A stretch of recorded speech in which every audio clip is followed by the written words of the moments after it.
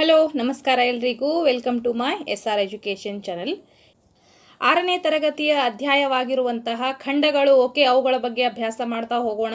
ಮೊದಲನೇದಾಗಿ ನಮಗೆ ಏಷ್ಯಾ ಬರುತ್ತೆ. ಏಷ್ಯಾ ವೈಪರೀತ್ಯಗಳ ಖಂಡ. ಓಕೆ, ಈ ಖಂಡದ ಬಗ್ಗೆ ನಾವು ಅಭ್ಯಾಸ ಮಾಡ್ತಾ ಹೋಗೋಣ. ನಾವು ಒಂದೊಂದಾಗಿ ಎಲ್ಲಾ ಖಂಡಗಳ ಬಗ್ಗೆಯೂ ಕೂಡ ಅಭ್ಯಾಸ ಮಾಡ್ತಾ ಹೋಗೋಣ.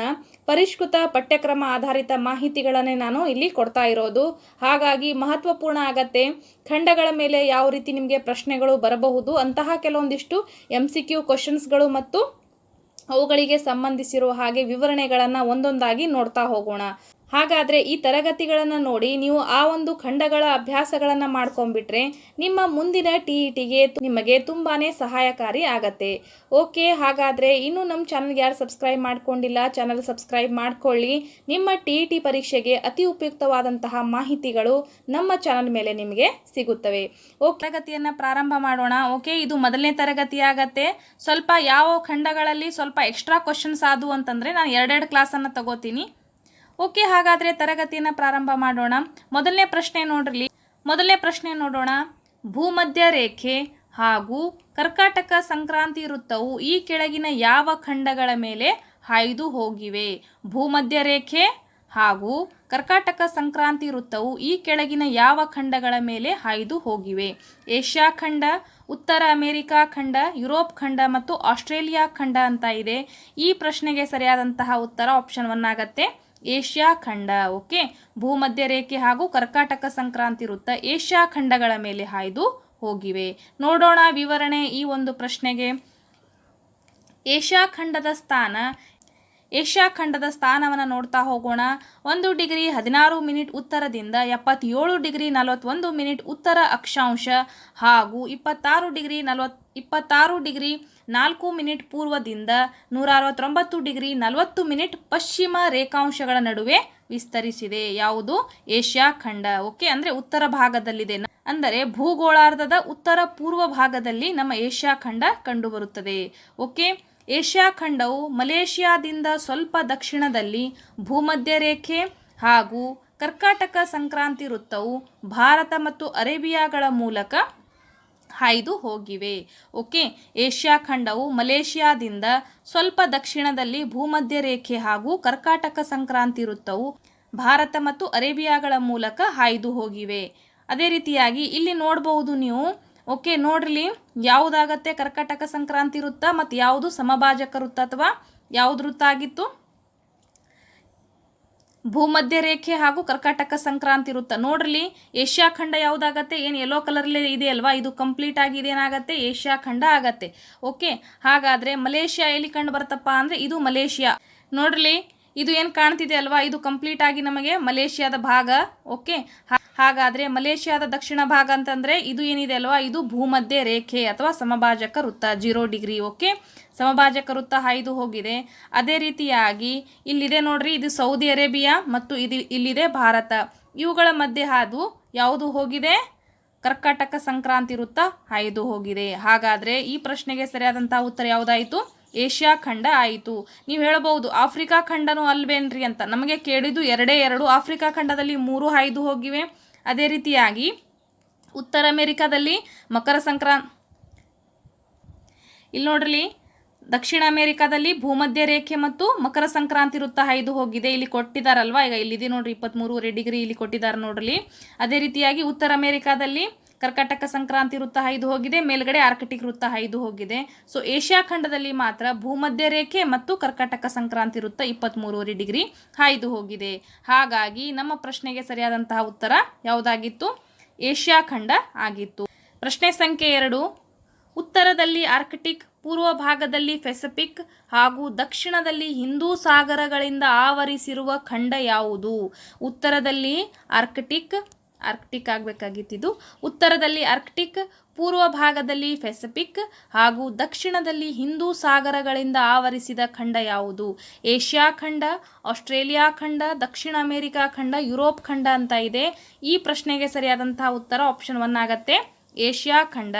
ಏಷ್ಯಾ ಖಂಡದ ಉತ್ತರದಲ್ಲಿ ಆರ್ಕಿಟಿಕ್, ಪೂರ್ವ ಭಾಗದಲ್ಲಿ ಪೆಸಿಫಿಕ್, ದಕ್ಷಿಣದಲ್ಲಿ ಹಿಂದೂ ಸಾಗರಗಳಿಂದ ಆವೃತವಾಗಿದೆ. ನೋಡೋಣ ಈ ಪ್ರಶ್ನೆಗೆ ಒಂದು ಸ್ವಲ್ಪ ವಿವರಣೆಯನ್ನು.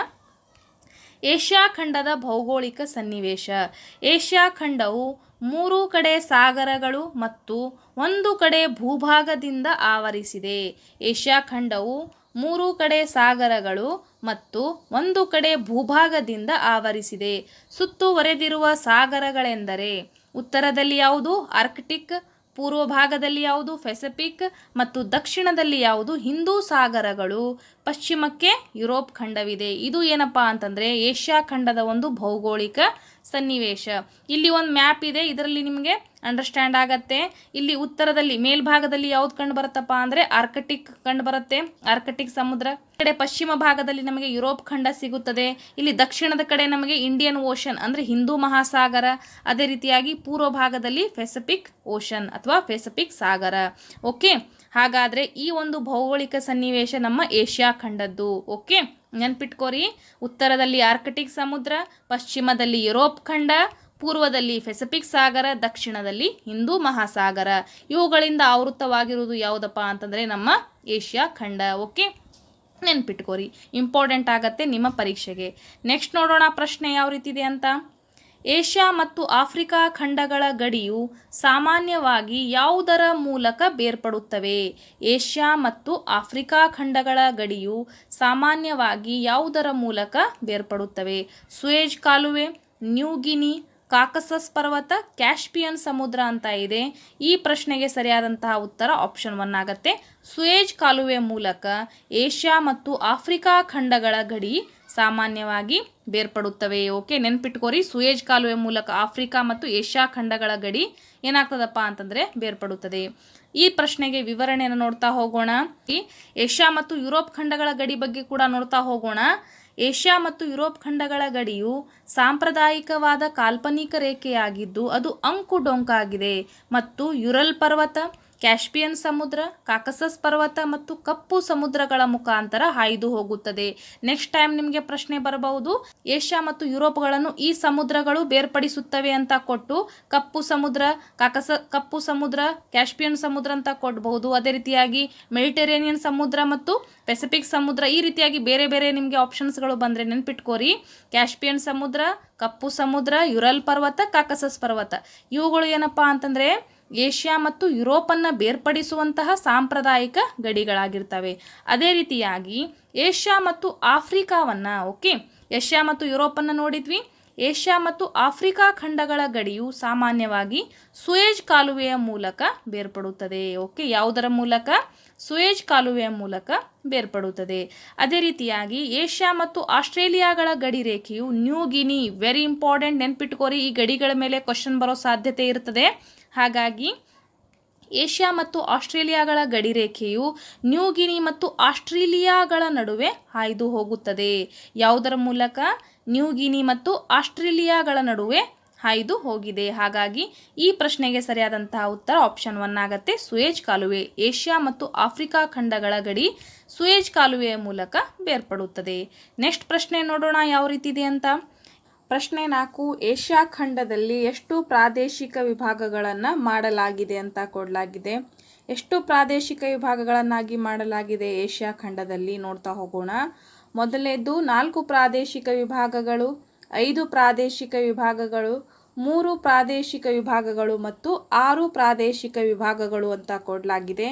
ಈ ಪ್ರಶ್ನೆಗೆ ಸರಿಯಾದಂತಹ ಉತ್ತರ ಆಪ್ಷನ್ 2 ಆಗುತ್ತೆ, 5 ಪ್ರಾದೇಶಿಕ ವಿಭಾಗಗಳು. ಏಷ್ಯಾ ಖಂಡದಲ್ಲಿ ಎಷ್ಟು ಪ್ರಾದೇಶಿಕ ವಿಭಾಗಗಳನ್ನಾಗಿ ಮಾಡಲಾಗಿದೆ ಅಂದರೆ 5 ಪ್ರಾದೇಶಿಕ ವಿಭಾಗಗಳನ್ನಾಗಿ ಮಾಡಲಾಗಿದೆ. ಅವು ಯಾವುವು ಈ ಒಂದು ಮ್ಯಾಪ್ ಮೂಲಕ ನೀವು ನೋಡ್ಕೋಬಹುದು. ಇಲ್ಲಿ ಮೇಲ್ಗಡೆ ರಷ್ಯಾ ಇದೆ, ಪ್ರಪಂಚದಲ್ಲಿ ಅತಿ ದೊಡ್ಡ ರಾಷ್ಟ್ರ ಯಾವುದು? ರಷ್ಯಾ. ಸೊ ಇಲ್ಲಿ ರಷ್ಯಾ ಕಾಣ್ತಾ ಇದೆ. ನೆಕ್ಸ್ಟ್ ನಮಗೆ ಮೊದಲನೇದಾಗಿ ನಾವು ಮಧ್ಯ ಏಷ್ಯಾ, ಇದು ಮಧ್ಯ ಏಷ್ಯಾ ಒಂದಾಯಿತು. ಆಮೇಲೆ ಪೂರ್ವ ಏಷ್ಯಾ 2, ಆಮೇಲೆ ಆಗ್ನೇಯ ಏಷ್ಯಾ 3, ದಕ್ಷಿಣ ಏಷ್ಯಾ 4, ನೈಋತ್ಯ ಏಷ್ಯಾ 5. ಒಟ್ಟು 5 ಪ್ರಾದೇಶಿಕ ವಿಭಾಗಗಳನ್ನಾಗಿ ಮಾಡಲಾಗಿದೆ ಏಷ್ಯಾ ಖಂಡದಲ್ಲಿ. ನೆಕ್ಸ್ಟ್ ನೋಡೋಣ, ಇಲ್ಲಿ ಒಂದಿದೆ ನೋಡ್ರಿ, ಇದು ನಾರ್ತ್ ಏಷ್ಯಾ, ಉತ್ತರ ಏಷ್ಯಾ, ಈಸ್ಟ್ ಏಷ್ಯಾ, ಪೂರ್ವ ಏಷ್ಯಾ, ಸೌತ್ ಈಸ್ಟ್ ಏಷ್ಯಾ ಅಂತಂದರೆ ದಕ್ಷಿಣ ಪೂರ್ವ ಏಷ್ಯಾ, ಸೌತ್ ಏಷ್ಯಾ, ದಕ್ಷಿಣ ಏಷ್ಯಾ, ಸೆಂಟ್ರಲ್ ಏಷ್ಯಾ ಅಂತ ಕರೀತಾರೆ, ಮಧ್ಯ ಏಷ್ಯಾ ಇದು ಇಲ್ಲಿ ಯುರೋಪ್ ಖಂಡ ಬರುತ್ತೆ, ವೆಸ್ಟ್ ಏಷ್ಯಾ ಮೀನ್ಸ್ ಪಶ್ಚಿಮ ಏಷ್ಯಾ. ಈ ರೀತಿಯಾಗಿ ಏನು ಮಾಡಲಾಗಿದೆ ಅಂದರೆ ಏಷ್ಯಾ ಖಂಡವನ್ನು ಪ್ರಾದೇಶಿಕ ವಿಭಾಗಗಳನ್ನಾಗಿ ವಿಭಜನೆಯನ್ನು ಮಾಡಲಾಗಿದೆ. ನೋಡೋಣ ಯಾವ ರೀತಿ ಅಂತ. ಮತ್ತು ಅವು ಪ್ರಾದೇಶಿಕ ವಿಭಾಗಗಳಲ್ಲಿ ಅಂದರೆ ಯಾವ ಒಂದು ಖಂಡದಲ್ಲಿ ಅಂದರೆ ಯಾವ ಒಂದು ವಿಭಾಗದಲ್ಲಿ ಯಾವ ಯಾವ ರಾಷ್ಟ್ರಗಳಿದ್ದಾವೆ ಅಂತ ನೋಡ್ತಾ ಹೋಗೋಣ. ಇಂದು ಏಷ್ಯಾದಲ್ಲಿ 48 ದೇಶಗಳಿವೆ. ಅವುಗಳನ್ನು ಕೆಳಕಂಡಂತೆ 5 ಪ್ರಾದೇಶಿಕ ವಿಭಾಗಗಳನ್ನಾಗಿ ವಿಂಗಡಿಸಲಾಗಿದೆ. ಅವು ಯಾವುವು? ಮೊದಲನೇದಾಗಿ ಪೂರ್ವ ಏಷ್ಯಾ. ಪೂರ್ವ ಏಷ್ಯಾ ಅಂತಂದರೆ ಮ್ಯಾಪಲ್ಲಿ ನೋಡ್ಕೊಂಬಿಡ್ರಿ ಯಾವುದಾಗತ್ತೆ ಇದು. ಓಕೆ, ನಾನು ಕ್ಲೀನ್ ಮಾಡ್ತೀನಿ ಇದನ್ನು. ಪೂರ್ವ ಏಷ್ಯಾ ಅಂದರೆ ಇದಾಗತ್ತೆ, ಇಲ್ಲಿ ನೋಡ್ರಿ ಇದು ಪೂರ್ವ ಏಷ್ಯಾ ಒಳಗೆ ಈ ಎಲ್ಲ ರಾಷ್ಟ್ರಗಳನ್ನು ನಾವು ಇವಾಗ ನೋಡ್ತಾ ಹೋಗೋಣ. ಪೂರ್ವ ಏಷ್ಯಾದಲ್ಲಿರುವಂತಹ ರಾಷ್ಟ್ರಗಳು. ಓಕೆ, ಯಾವ್ಯಾವ ಬರ್ತವೆ ಪೂರ್ವ ಏಷ್ಯಾದ ರಾಷ್ಟ್ರಗಳು ನೋಡ್ತಾ ಹೋಗೋಣ. ಇದರಲ್ಲಿ ಚೀನಾ, ಉತ್ತರ ಮತ್ತು ದಕ್ಷಿಣ ಕೊರಿಯಾ, ಜಪಾನ್, ಹಾಂಗ್ಕಾಂಗ್, ತೈವಾನ್ ಮತ್ತು ಮಂಗೋಲಿಯಾ ದೇಶಗಳು ಸೇರಿವೆ. ಪೂರ್ವ ಏಷ್ಯಾ ಒಳಗೆ ಇರುವಂತಹ ರಾಷ್ಟ್ರಗಳು ಯಾವುವು? ಚೀನಾ, ಉತ್ತರ ಮತ್ತು ದಕ್ಷಿಣ Korea, Japan, Hong Kong, Taiwan, Mongolia ದೇಶಗಳು ಸೇರಿವೆ. ಅದೇ ರೀತಿಯಾಗಿ ಇದು ಉತ್ತರದಲ್ಲಿ ವಿಶಾಲವಾದ ರಷ್ಯಾ, ದಕ್ಷಿಣದಲ್ಲಿ ಏಷ್ಯಾ ಮತ್ತು ಆಗ್ನೇಯ ಏಷ್ಯಾಗಳ ನಡುವೆ ವಿಸ್ತರಿಸಿದೆ. ಇಲ್ಲಿ ಮೇಲ್ಗಡೆ ವಿಶಾಲವಾದಂಥ ರಷ್ಯಾ ಇದೆ. ಇದು ದೊಡ್ಡದಿರುವಂತಹ ಇದು ಕಂಪ್ಲೀಟ್ ಆಗಿ ಇದು ಯಾವುದಾಗತ್ತೆ? ಚೀನಾ ಆಗತ್ತೆ. ಇದು ಮಂಗೋಲಿಯಾ, ಇದು ಕಂಪ್ಲೀಟ್ ಆಗಿ ರಷ್ಯಾ ಬರುತ್ತೆ. ಇದು ಜಪಾನ್, ಇಲ್ಲಿ ಮೇಲ್ಗಡೆ ಇದೆ ಅಲ್ವಾ, ಇಲ್ಲಿ ನಾರ್ತ್ ಕೊರಿಯಾ ಮತ್ತು ಸೌತ್ ಕೊರಿಯಾ ಇದೆ. ಇಲ್ಲಿ ತೈವಾನ್ ಇದೆ. ಈ ರೀತಿಯಾಗಿ ಇಲ್ಲಿ ನೇಪಾಳ ಇದೆ ಅಲ್ವಾ, ಈ ರೀತಿಯಾಗಿ ನೇಪಾಳ ದಕ್ಷಿಣದಲ್ಲಿ ಬರುತ್ತೆ, ಹಾಗಾಗಿ ಇದರಲ್ಲಿ ಬರುವುದಿಲ್ಲ. ಇವೆಲ್ಲವೂ ಕೂಡ ಕಂಟ್ರೀಸ್ಗಳು ಯಾವುದಕ್ಕೆ ಸಂಬಂಧಿಸಿದ್ದಾವೆ? ಪೂರ್ವ ಏಷ್ಯಾಕ್ಕೆ ಸಂಬಂಧಿಸಿರುವಂತಹ ಕಂಟ್ರಿಗಳು ಇವುಗಳು ಆಗಿರುತ್ತವೆ. ಅದೇ ರೀತಿಯಾಗಿ ನೆಕ್ಸ್ಟ್ ನೋಡೋಣ, ಆಗ್ನೇಯ ಏಷ್ಯಾ ನೋಡೋಣ. ಆಗ್ನೇಯ ಏಷ್ಯಾ ಎಲ್ಲಿ ಬರುತ್ತೆ ಅಂತ. ಆಗ್ನೇಯ ಏಷ್ಯಾ ನೋಡ್ರಿ, ಇಲ್ಲಿ ಕಂಡು ಬರುತ್ತಲ್ವಾ, ಇದು ಆಗ್ನೇಯ ಏಷ್ಯಾ. ಇವೆಲ್ಲ ಕಂಟ್ರೀಸ್ಗಳು ಬರೋದು ಆಗ್ನೇಯ ಏಷ್ಯಾ ಒಳಗೆ. ಓಕೆ, ಎಲ್ಲ ದ್ವೀಪ ರಾಷ್ಟ್ರಗಳು ಬರೋದು ಆಗ್ನೇಯ ಏಷ್ಯಾ ಒಳಗೆ. ಯಾವ್ಯಾವ ಬರುತ್ತೆ ನೋಡೋಣ ಈ ಭಾಗದಲ್ಲಿ. ಆಗ್ನೇಯ ಏಷ್ಯಾದಲ್ಲಿ ಬರುವಂತಹ ಇಲ್ಲಿದೆ ಅಲ್ವಾ, ಸೌತ್ ಈಸ್ಟ್ ಏಷ್ಯಾ ಇದೆ. ಆಗ್ನೇಯ ಏಷ್ಯಾ ಎಂದು ಕರೆಯಲಾಗುತ್ತದೆ. ಯಾವ್ಯಾವು ಅಂತ ನೋಡ್ತಾ ಹೋಗೋಣ. ಆಗ್ನೇಯ ಏಷ್ಯಾದಲ್ಲಿ ಬರುವಂತಹ ಪ್ರಮುಖ ರಾಷ್ಟ್ರಗಳನ್ನು ನೋಡ್ತಾ ಹೋಗೋಣ. ಇದು Myanmar, Laos, Thailand, Cambodia, Malaysia, Indonesia, Singapore, Brunei ಮತ್ತು ಫಿಲಿಪೈನ್ಸ್ ದೇಶಗಳನ್ನು ಒಳಗೊಂಡಿದೆ. ಯಾವುದು? ಆಗ್ನೇಯ ಏಷ್ಯಾ. ಇದೊಂದು ಪರ್ಯಾಯ ದ್ವೀಪ ಸಮೂಹಗಳ ಪ್ರದೇಶ. ಸುಮಾತ್ರ, ಜಾವಾ, ಸುಲಾವೆಸಿ, ಬೋರ್ನಿಯೋ, ಪಾಪುವಾ ಇತ್ಯಾದಿ ಪ್ರಮುಖ ಪರ್ಯಾಯ ದ್ವೀಪಗಳನ್ನು ನಾವಿಲ್ಲಿ ಕಾಣಬಹುದು. ಪ್ರಶ್ನೆ ಬರಬಹುದು, ಅತಿ ಹೆಚ್ಚು ಅಥವಾ ಪ್ರಮುಖ ಪರ್ಯಾಯ ದ್ವೀಪಗಳು ನಮಗೆ ಯಾವ ಒಂದು ವಿಭಾಗದಲ್ಲಿ ಕಂಡುಬರುತ್ತವೆ ಅಂತ ಪ್ರಶ್ನೆ ಬರಬಹುದು. ಆಗ್ನೇಯ ಏಷ್ಯಾದಲ್ಲಿ ಕಂಡುಬರುತ್ತವೆ. ಓಕೆ, ಈ ಪ್ರಮುಖ ರಾಷ್ಟ್ರಗಳು ನಮಗೆ ಈ ಒಂದು ವಿಭಾಗದಲ್ಲಿ ಈ ಎಲ್ಲ ವಿಭಾಗದಲ್ಲಿ ನಮಗೆ ಕಂಡುಬರುತ್ತದೆ. ಈ ಎಲ್ಲ ಪ್ರಮುಖ ದ್ವೀಪ ರಾಷ್ಟ್ರಗಳು ಇವೆಲ್ಲ ಏನಪ್ಪ ಅಂತಂದರೆ ಪ್ರಮುಖ ದ್ವೀಪ ರಾಷ್ಟ್ರಗಳು. ಇಲ್ಲೇ ನಮಗೆ ಸುಮಾತ್ರ, ಜಾವಾ, ಅವೆಲ್ಲ ಸುಲಾವೆಸಿ ಇವೆಲ್ಲ ಬರುವಂತಹ ದ್ವೀಪಗಳು ನಮಗೆ ಇಲ್ಲೇ ಆ ಎಲ್ಲ ಹೆಸರಿನ ದ್ವೀಪಗಳು ನಮಗೆ ಇದೇ ಒಂದು ವಿಭಾಗದಲ್ಲಿ ಕಂಡುಬರುತ್ತವೆ. ಓಕೆ, ಹಾಗಾದರೆ ನೆಕ್ಸ್ಟ್ ನೋಡೋಣ ದಕ್ಷಿಣ ಏಷ್ಯಾ. ದಕ್ಷಿಣ ಏಷ್ಯಾ ಅಂದರೆ ನಮ್ಮ ಒಂದು ಭಾರತ ಬರುವಂತಹ ಒಂದು ವಿಭಾಗ. ದಕ್ಷಿಣ ಏಷ್ಯಾದಲ್ಲಿ ಬರುವಂತಹ ರಾಷ್ಟ್ರಗಳು ಇದು ಭಾರತ, ಬಾಂಗ್ಲಾದೇಶ್, ಭೂತಾನ್, ನೇಪಾಳ, ಪಾಕಿಸ್ತಾನ, ಶ್ರೀಲಂಕಾ ಮತ್ತು ಮಾಲ್ಡೀವ್ಸ್ಗಳನ್ನು ಒಳಗೊಂಡಿದೆ. ಇವುಗಳಲ್ಲಿ ಭಾರತ ಅತಿ ದೊಡ್ಡದು. ದಕ್ಷಿಣ ವಿಭಾಗ ಅಂದರೆ ಯಾವುದು ಬರುತ್ತೆ ಇದರಲ್ಲಿ? ಇಲ್ಲಿದೆ ನೋಡ್ರಿ, ಇದು ಏನಪ್ಪ ಅಂತಂದರೆ ದಕ್ಷಿಣ ವಿಭಾಗ. ಇಲ್ಲಿ ಇದೆ ಅಲ್ವಾ, ಇದು ಕಂಪ್ಲೀಟ್ ಆಗಿ ದಕ್ಷಿಣ ವಿಭಾಗ.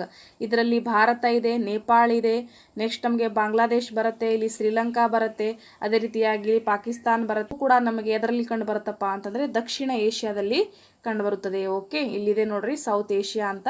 ದಕ್ಷಿಣ ಏಷ್ಯಾದಲ್ಲಿ ಕಂಡುಬರುವಂತಹ ಪ್ರಮುಖ ರಾಷ್ಟ್ರಗಳು ಅವುಗಳು ಆಗಿರುತ್ತವೆ. ಓಕೆ, ಅದರಲ್ಲಿ ಭಾರತ ಅತಿ ದೊಡ್ಡದು. ನೆಕ್ಸ್ಟ್ ನಮಗೆ ನೈಋತ್ಯ ಏಷ್ಯಾ.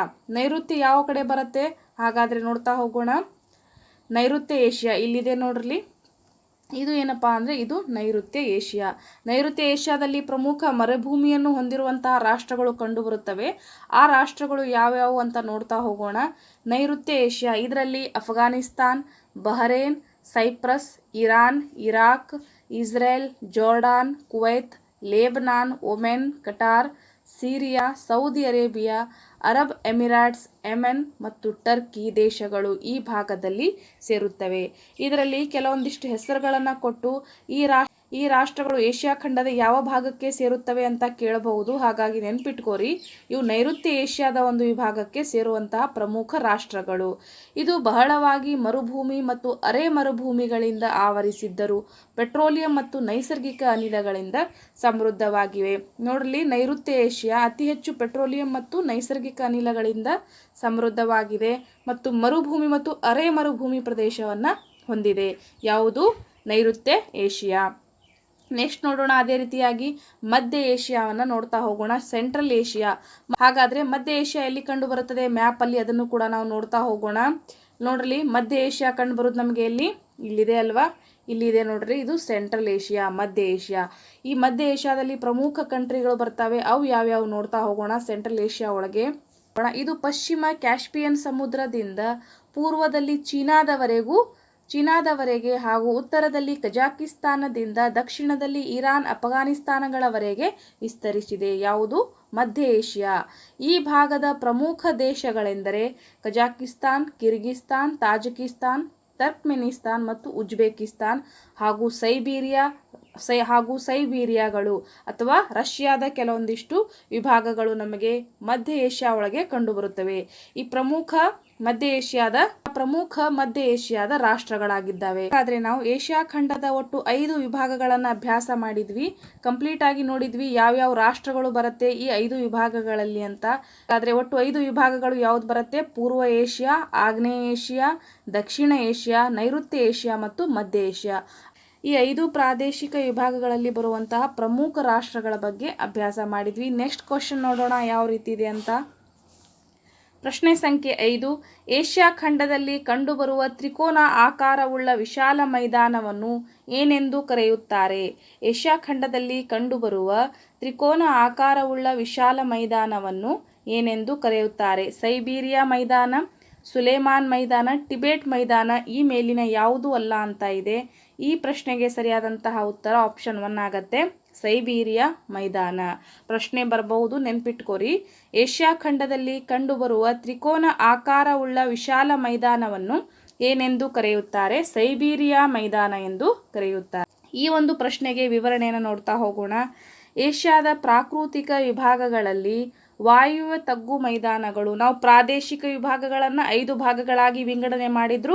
ಪ್ರಾದೇಶಿಕ ವಿಭಾಗಗಳನ್ನು ನೋಡಿದ್ವಿ. ಇದು ಪ್ರಾಕೃತಿಕ ವಿಭಾಗಗಳು. ಓಕೆ, ಪ್ರಾಕೃತಿಕ ವಿಭಾಗಗಳಲ್ಲಿ ಯಾವ್ಯಾವ ಬರ್ತವೆ ನೋಡ್ತಾ ಹೋಗೋಣ. ವಾಯುವ್ಯ ತಗ್ಗು ಮೈದಾನಗಳು, ಅದರಲ್ಲಿ ಏನು ಕಂಡು ಬರುತ್ತಪ್ಪ ಅಂತಂದರೆ ಇದು ಬೇರಿಂಗ್ ಜಲಸಂಧಿಯಿಂದ ಕ್ಯಾಸ್ಪಿಯನ್ ಸಮುದ್ರದವರೆಗೆ ವಿಸ್ತರಿಸಿದೆ. ಯಾವುದು? ವಾಯುವ್ಯ ತಗ್ಗು ಮೈದಾನಗಳು ಏಷ್ಯಾ ಖಂಡದಲ್ಲಿ.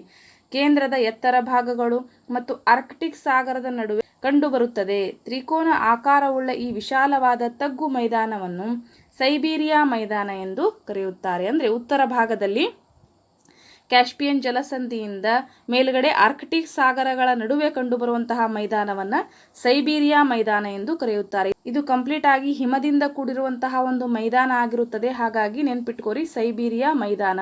ರಷ್ಯಾದ ಒಂದು ಭಾಗ ಕೂಡ ಇದು ಆಗಿರುತ್ತದೆ. ನೆಕ್ಸ್ಟ್ ನೋಡೋಣ ಪ್ರಶ್ನೆ ಯಾವ ರೀತಿ ಇದೆ ಅಂತ. ಸಿಟಿಯಾಂಗ್, ಸಾಲ್ವಿನ್ ಮತ್ತು ಇರಾವಡಿ ನದಿಗಳು ಈ ಕೆಳಗಿನ ಯಾವ ದೇಶಕ್ಕೆ ಸಂಬಂಧಿಸಿದೆ? ಯಾವ್ಯಾವು? ಸಿಟಿಯಾಂಗ್, ಸಾಲ್ವಿನ್ ಮತ್ತು ಇರಾವಡಿ ನದಿಗಳು ಪ್ರಮುಖ ನದಿಗಳ ಮೇಲೆಯೂ ಕೂಡ ಪ್ರಶ್ನೆ ಬರೋ ಸಾಧ್ಯತೆ ಇದೆ. ಯಾವ ಒಂದು ರಾಷ್ಟ್ರಕ್ಕೆ ಸೇರಿದೆ ಅಂತ. ಹಾಗಾಗಿ ನೆನ್ಪಿಟ್ಕೋರಿ, ಮಯನ್ಮಾರ್, ಇರಾಕ್, ಪಾಕಿಸ್ತಾನ್ ಮತ್ತು ಭಾರತ ಅಂತ ಇದೆ. ಈ ನದಿಗಳು ಸೇರಿದ್ದು option 1 is the right answer, Myanmar ರಾಷ್ಟ್ರಕ್ಕೆ ಸೇರಿರುವಂತಹ ಪ್ರಮುಖ ನದಿಗಳು ಯಾವ್ಯಾವು? ಸಿಟಿಯಾಂಗ್, ಸಾಲ್ವಿಂಗ್ ಮತ್ತು ಇರಾವಡಿ ನದಿಗಳು. ಹಾಗಾದರೆ ಈ ಒಂದು ಪ್ರಶ್ನೆಗೆ ವಿವರಣೆ ನೋಡ್ತಾ ಹೋಗೋಣ. ಹಿಂದೂ ಸಾಗರ ಸೇರುವ ನದಿಗಳು. ಸಿರಿಯಾ ಹಾಗೂ ಇರಾಕ್ ದೇಶಗಳು ಟೈಗ್ರಿಸ್ ಮತ್ತು ಯುಫ್ರೆಟಿಸ್ ನದಿಗಳ ಮಧ್ಯದಲ್ಲಿದೆ. ಇದು ಕೂಡ ಪ್ರಶ್ನೆ ಬರಬಹುದು.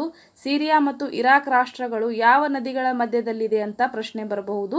ಯುಫ್ರೆಟಿಸ್ ಮತ್ತು ಟೈಗ್ರಿಸ್ ನದಿಗಳ ಮಧ್ಯದಲ್ಲಿದೆ ಸಿರಿಯಾ ಮತ್ತು ಇರಾಕ್ ರಾಷ್ಟ್ರ. ಪರ್ಷಿಯಾ ಖಾರಿಯನ್ನು ಸೇರುತ್ತವೆ. ಯುಫ್ರೆಟಿಸ್ ಮತ್ತು ಟೈಗ್ರಿಸ್ ನದಿಗಳು ಪರ್ಷಿಯನ್ ಖಾರಿಯನ್ನು ಸೇರುತ್ತದೆ. ಪಾಕಿಸ್ತಾನ್ ಮತ್ತು ಭಾರತದ ಸಿಂಧೂ, ಗಂಗಾ ಮತ್ತು ಬ್ರಹ್ಮಪುತ್ರ ನದಿಗಳು ಹಿಮಾಲಯದಲ್ಲಿ ಉಗಮಿಸಿ ದಕ್ಷಿಣಕ್ಕೆ ಹರಿದು ಹಿಂದೂ ಸಾಗರವನ್ನು ಸೇರುತ್ತವೆ. ಓಕೆ, ಭಾರತ ಮತ್ತು ಪಾಕಿಸ್ತಾನದಲ್ಲಿ ಹರಿಯುವಂಥ ಪ್ರಮುಖ ನದಿಗಳು ಯಾವ್ಯಾವು?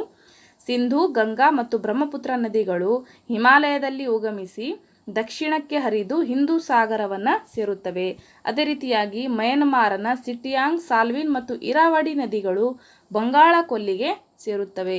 ಮಯನ್ಮಾರ್ ರಾಷ್ಟ್ರ ಎಲ್ಲಿ ಬರುತ್ತೆ ಅದು ಕೂಡ ಗೊತ್ತಿರಬೇಕಾಗತ್ತೆ ನಿಮಗೆ. ಮ್ಯಾಪಲ್ಲಿ ನೋಡೋಣ ನಾವು ಮಯನ್ಮಾರ್ ರಾಷ್ಟ್ರ ಎಲ್ಲಿ ಬರುತ್ತೆ ಅಂತ. ಇಲ್ಲಿ ಕಂಡು ಬರುತ್ತೆ ನೋಡ್ರಿ, ಇದು ಕಂಪ್ಲೀಟ್ ಆಗಿ ನಮಗೆ ಮಯನ್ಮಾರ್ ರಾಷ್ಟ್ರ ಆಗತ್ತೆ. ಯಾವುದು ಇಲ್ಲಿ ಕಂಡು ಬರುತ್ತೆ ನೋಡ್ರಿ, ಇದು ಮಯನ್ಮಾರ್ ರಾಷ್ಟ್ರ. ಓಕೆ, ಇದು ಯಾವುದು ಮಯನ್ಮಾರ್ ರಾಷ್ಟ್ರ. ಭಾರತ ದೇಶದ ಈಶಾನ್ಯ ರಾಜ್ಯಗಳಿಗೆ ಹೊಂದಿಕೊಂಡಿರುವಂತಹ ರಾಷ್ಟ್ರ ಯಾವುದು? ಮಯನ್ಮಾರ್ ರಾಷ್ಟ್ರ. ಇದು ಕಂಪ್ಲೀಟ್ ಆಗಿ ಮಯನ್ಮಾರ್ ಆಗತ್ತೆ. ಇಲ್ಲಿಂದ ಹರಿಯುವಂತಹ ನದಿಗಳು ಇಲ್ಲಿ ಬಂಗಾಳ ಕೊಲ್ಲಿಗೆ ಈ ರೀತಿಯಾಗಿ ಸೇರುತ್ತವೆ. ಹಾಗಾಗಿ ಇದು ಪ್ರಮುಖ ರಾಷ್ಟ್ರ ಮಯನ್ಮಾರ್ ರಾಷ್ಟ್ರ. ಓಕೆ, ನೆಕ್ಸ್ಟ್ ನೋಡೋಣ ಕ್ವಶನ್ ಯಾವ ರೀತಿ ಇದೆ ಅಂತ. ಹಾಗಾಗಿ ಈ ಪ್ರಶ್ನೆಗೆ ಸರಿಯಾದಂತಹ ಉತ್ತರ ಆಪ್ಷನ್ 1 ಆಗತ್ತೆ. ಮುಂದಿನ ಪ್ರಶ್ನೆ ನೋಡೋಣ ಯಾವ ರೀತಿ ಇದೆ ಅಂತ. ಈ ಕೆಳಗಿನವುಗಳಲ್ಲಿ ಒಕೋಟಸ್ಕ ಮತ್ತು ಹಳದಿ ಸಮುದ್ರಕ್ಕೆ ಸೇರುವ ಪ್ರಮುಖ ನದಿಗಳು ಯಾವ್ಯಾವ ನದಿಗಳು ಒಕೋಟಸ್ಕ ಮತ್ತು ಹಳದಿ ಸಮುದ್ರಕ್ಕೆ ಸೇರುವ ನದಿಗಳಾಗಿರುತ್ತವೆ? ಹವಾಂಗ್ ಹೋ, ಚಿಯಾಂಗ್ ಮತ್ತು ಜಿಯಾಂಗ್, ಹಾಂಗ್ ಹೋ ಮತ್ತು ಸಿಕ್ಕಿಯಾಂಗ್, ಅಮೂರ್ ಮತ್ತು ಈ ಮೇಲಿನ ಎಲ್ಲವೂ ಅಂತ ಇದೆ. ಈ ಪ್ರಶ್ನೆಗೆ ಸರಿಯಾದಂತಹ ಉತ್ತರ ಆಪ್ಷನ್ 4 ಆಗತ್ತೆ. ಈ ಮೇಲಿನ ಎಲ್ಲವೂ. ಹವಾಂಗ್ ಹೋ, ಜಿಯಾಂಗ್, ಚಿಯಾಂಗ್, ಹಾಂಗ್ ಹೋ, ಸಿಕ್ಕಿಯಾಂಗ್, ಅಮೂರ್ ಈ ಪ್ರಮುಖ ನದಿಗಳು ನಮಗೆ ಒಕೋಟಸ್ಕ ಮತ್ತು ಹಳದಿ ಸಮುದ್ರಕ್ಕೆ ಸೇರುವಂತಹ ಪ್ರಮುಖ ನದಿಗಳಾಗಿದ್ದಾವೆ. ಓಕೆ, ನೋಡ್ತಾ ಹೋಗೋಣ ಯಾವ್ಯಾವ ಅಂತ. ಪೆಸಿಫಿಕ್ ಸಾಗರ ಸೇರುವ ಪ್ರಮುಖ ನದಿಗಳು: ರಷ್ಯಾದ ಅಮೂರ್, ಚೀನಾದ ಹಾಂಗ್ ಹೋ ಮತ್ತು ಜಿಯಾಂಗ್ ಯಾಂಗ್ಸೆ ಅಂತಾನೂ ಕೂಡ ಕರೀತಾರೆ ಜಿಯಾಂಗ್ ನದಿಗೆ, ಮತ್ತು ಸಿಕಿಯಾಂಗ್ ನದಿಗಳು ಪೂರ್ವದ ಕಡೆಗೆ ಹರಿಯುತ್ತಾ ಕ್ರಮವಾಗಿ ಒಕೋಟಸ್ಕ ಮತ್ತು ಹಳದಿ ಸಮುದ್ರ ಮತ್ತು ಚೀನಾ ಸಮುದ್ರಗಳನ್ನು ಸೇರುತ್ತವೆ. ಹಳದಿ ಸಮುದ್ರ, ಯೆಲ್ಲೋ ಸಿ ಇವೆಲ್ಲವೂ ಕೂಡ ಸಂಬಂಧಿಸಿದ್ದು ಚೀನಾಕ್ಕೆ, ಹಾಗಾಗಿ ಒಕೋಟಸ್ಕ ಸಮುದ್ರ ಸೇರಿದ್ದು ರಷ್ಯಾಕ್ಕೆ, ಹಾಗಾಗಿ ಇಂಪಾರ್ಟೆಂಟ್ ಆಗತ್ತೆ. ಇಂಡೋ ಚೀನಾದ ಮಿನಾಮ್ ಮತ್ತು ಮಿಕಾಂಗ್ ನದಿಗಳು ದಕ್ಷಿಣ ಸಮುದ್ರವನ್ನು ಸೇರುತ್ತವೆ. ಓಕೆ, ಸೌತ್ ಸಿ ಅಂತ ಕರೀತಾರೆ. ಇದು ಕೂಡ ಚೀನಾ ತನ್ನದೇ ಅಂತ ಹೇಳುತ್ತದೆ. ಹಾಗಾಗಿ ದಕ್ಷಿಣ ಸಮುದ್ರಕ್ಕೆ ಸೇರುವಂತಹ ಪ್ರಮುಖ ನದಿಗಳು ಯಾವ್ಯಾವಾಗುತ್ತವೆ? ಮಿನಾಮ್ ಮತ್ತು ಮಿಕಾಂಗ್ ನದಿಗಳು ದಕ್ಷಿಣ ಸಮುದ್ರಕ್ಕೆ ಸೇರುತ್ತವೆ. ನೆಕ್ಸ್ಟ್ ನೋಡೋಣ ಪ್ರಶ್ನೆ ಯಾವ ರೀತಿ ಇದೆ ಅಂತ. ಈ ಕೆಳಗಿನ ಯಾವ ನದಿಗಳು ಆರ್ಕ್ಟಿಕ್ ಸಾಗರ ಸೇರುವ ನದಿಗಳಾಗಿವೆ? ಲೀನ್, ಓಬ್ ಮತ್ತು ಎನ್ಸಿ, ಅಮೂರ್ ದರಿಯಾ, ಓಲ್ಗಾ, ಸೀರ್ ದರಿಯಾ ಅಂತ ಇದೆ. ಈ ಪ್ರಶ್ನೆಗೆ ಸರಿಯಾದಂತಹ ಉತ್ತರ ಆಪ್ಷನ್ 1 ಆಗತ್ತೆ. ಲೀನ್, ಓಬ್ ಮತ್ತು ಎನ್ಸಿ ನದಿಗಳು ಆರ್ಕ್ಟಿಕ್ ಸಾಗರ ಸೇರುವಂತಹ ಪ್ರಮುಖ ನದಿಗಳಾಗಿವೆ. ಮಹತ್ವಪೂರ್ಣವಾಗತ್ತೆ, ಹಾಗಾಗಿ ನೆನ್ಪಿಟ್ಕೋರಿ. ರಷ್ಯಾದಿಂದ ಪ್ರಮುಖ ನದಿಗಳು ನಮಗೆ ಆರ್ಕ್ಟಿಕ್ ಸಾಗರ ಸೇರುವಂತಹ ಪ್ರಮುಖ ನದಿಗಳು ಇವುಗಳು ಆಗಿರುತ್ತವೆ. ಯಾವ್ಯಾವು? ಲೀನ್, ಓಬ್ ಮತ್ತು ಎನ್ಸಿ ನದಿಗಳು. ಇದಕ್ಕೆ ಒಂದು ಸ್ವಲ್ಪ ವಿವರಣೆಯನ್ನು ನೋಡ್ತಾ ಹೋಗೋಣ. ಆರ್ಕ್ಟಿಕ್ ಸಾಗರ ಸೇರುವಂತಹ ಪ್ರಮುಖ ನದಿಗಳು ಯಾವ್ಯಾವಪ್ಪ ಅಂತಂದರೆ ಓಬ್, ಎನ್ಸಿ ಮತ್ತು ಲೀನ ನದಿಗಳು ಎಂಬುವವು ಈ ಗುಂಪಿನ ಪ್ರಮುಖ ನದಿಗಳು. ಕೇಂದ್ರದ ಉನ್ನತ ಭಾಗಗಳಲ್ಲಿ ಉಗಮ ಹೊಂದಿ ಉತ್ತರಕ್ಕೆ ಹರಿದು ಆರ್ಕ್ಟಿಕ್ ಸಾಗರವನ್ನು ಸೇರುತ್ತವೆ. ನೆನಪಿರಲಿ, ಕೇಂದ್ರ ಭಾಗದಲ್ಲಿ ಉಗಮಿಸಿ ಉತ್ತರಕ್ಕೆ ಹರಿದು ಆರ್ಕ್ಟಿಕ್ ಸಾಗರವನ್ನು ಸೇರುವಂತಹ ಪ್ರಮುಖ ನದಿಗಳು ಯಾವುವು ಈ ಕೆಳಗಿನವುಗಳಲ್ಲಿ ಅಂತ ಪ್ರಶ್ನೆ ಬರಬಹುದು. ಯಾವುದಾಗತ್ತೆ? ಓಬ್, ಎನ್ಸಿ ಮತ್ತು ಲೀನ ನದಿಗಳು ಇವು ಪ್ರಮುಖವಾಗಿವೆ. ಓಲ್ಗಾ ಮತ್ತು ಯುರಲ್ ನದಿ ಕ್ಯಾಸ್ಪಿಯನ್ ಸಮುದ್ರವನ್ನು ಸೇರುತ್ತದೆ. ಅದೇ ರೀತಿಯಾಗಿ ಅಮೂರ್ ದರಿಯಾ ಮತ್ತು ಸೀರ್ ದರಿಯಾ ನದಿಗಳು ಅರಲ್ ಸಮುದ್ರವನ್ನು ಸೇರುತ್ತವೆ. ಇವು ಪ್ರಮುಖ ಒಳನಾಡಿನ ನದಿಗಳು. ಯಾವ್ಯಾವು? ಓಲ್ಗಾ ಮತ್ತು ಯುರಲ್ ನದಿ, ಅದೇ ರೀತಿಯಾಗಿ ಅಮೂರ್ ದರಿಯಾ ಮತ್ತು ಸೀರ್ ದರಿಯಾ ಇವು ಒಳನಾಡಿನ ನದಿಗಳು. ಖಂಡದ ಒಳಗಡೆನೆ ಹರಿದು ಒಳಗಡೆ ಇರುವಂತಹ ಒಂದು ಸಮುದ್ರವನ್ನು ಸೇರುತ್ತವೆ. ಕ್ಯಾಸ್ಪಿಯನ್ ಸಮುದ್ರ ಮತ್ತು ಅರಲ್ ಸಮುದ್ರ ಸೇರುವಂತಹ ಪ್ರಮುಖ ಒಳನಾಡಿನ ನದಿಗಳು ಇವುಗಳು ಆಗಿರುತ್ತವೆ. ಯಾವ್ಯಾವು? ಓಲ್ಗಾ, ಯುರಲ್ ಮತ್ತು ಅಮೂರ್ ದರಿಯಾ ಮತ್ತು ಸೀರ್ ದರಿಯಾ. ನೆಕ್ಸ್ಟ್ ಕ್ವಶನ್ ನೋಡೋಣ ಯಾವ ರೀತಿ ಇದೆ ಅಂತ. ಈ ಕೆಳಗಿನ ಯಾವ ರಾಷ್ಟ್ರಗಳು ಸ್ವಾಭಾವಿಕ ರಬ್ಬರ್ ಉತ್ಪಾದಕರಾಗಿದ್ದಾರೆ? ಯಾವ ರಾಷ್ಟ್ರಗಳು ಸ್ವಾಭಾವಿಕ ರಬ್ಬರ್ ಉತ್ಪಾದಕರಾಗಿದ್ದಾರೆ? ಥೈಲ್ಯಾಂಡ್ ಮತ್ತು ಮಲೇಷಿಯಾ, ಚೀನಾ ಮತ್ತು ಇಂಡೋನೇಷಿಯಾ, ಭಾರತ ಮತ್ತು ಥೈಲ್ಯಾಂಡ್ ಈ ಮೇಲಿನ ಯಾವುದು ಅಲ್ಲ ಅಂತ ಇದೆ. ಈ ಕೆಳಗಿನ ಯಾವ ರಾಷ್ಟ್ರಗಳು ಸ್ವಾಭಾವಿಕ ರಬ್ಬರ್ ಉತ್ಪಾದಕರಾಗಿದ್ದಾರೆ ಅಂದರೆ ಈ ಪ್ರಶ್ನೆಗೆ ಸರಿಯಾದಂತಹ ಉತ್ತರ ಆಪ್ಷನ್ 1 ಆಗತ್ತೆ. ಥೈಲ್ಯಾಂಡ್ ಮತ್ತು ಮಲೇಷಿಯಾ ಈ ರಾಷ್ಟ್ರಗಳು ಸ್ವಾಭಾವಿಕ ರಬ್ಬರ್ ಉತ್ಪಾದಕ ರಾಷ್ಟ್ರಗಳಾಗಿವೆ. ನೋಡೋಣ ಈ ಪ್ರಶ್ನೆಗೆ ವಿವರಣೆಯನ್ನು. ಪ್ರಪಂಚದ ಸ್ವಾಭಾವಿಕ ರಬ್ಬರ್ ಮತ್ತು ಚಹಾ ಉತ್ಪಾದನೆಯಲ್ಲಿ ಏಷ್ಯಾ ಮುಂದು ಇದೆ. ಇಂಡೋನೇಷಿಯಾ, ಮಲೇಷಿಯಾ ಮತ್ತು ಥೈಲ್ಯಾಂಡ್ಗಳು ಪ್ರಮುಖ ಸ್ವಾಭಾವಿಕ ರಬ್ಬರ್ ಉತ್ಪಾದಕರು. ಪ್ರಶ್ನೆ ಬರಬಹುದು, ಹಾಗಾಗಿ ನೆನ್ಪಿಟ್ಕೋರಿ. ಇಂಡೋನೇಷಿಯಾ, ಮಲೇಷಿಯಾ ಮತ್ತು ಥೈಲ್ಯಾಂಡ್ಗಳು ಈ ರಾಷ್ಟ್ರಗಳು ಪ್ರಮುಖ ಸ್ವಾಭಾವಿಕ ರಬ್ಬರ್ ಉತ್ಪಾದಕರಾಗಿದ್ದಾರೆ. ಅದೇ ರೀತಿಯಾಗಿ ಪ್ರಮುಖ ಚಹಾ ಉತ್ಪಾದಕರೆಂದರೆ ಚೀನಾ, ಇಂಡೋನೇಷಿಯಾ, ಮಲೇಷಿಯಾ, ಭಾರತ ಮತ್ತು ಥೈಲ್ಯಾಂಡ್ ದೇಶಗಳು. ಪ್ರಮುಖ ಚಹಾ ಉತ್ಪಾದನೆಯಲ್ಲಿ ಚೀನಾ ಮೊದಲನೇ ಸ್ಥಾನದಲ್ಲಿದೆ.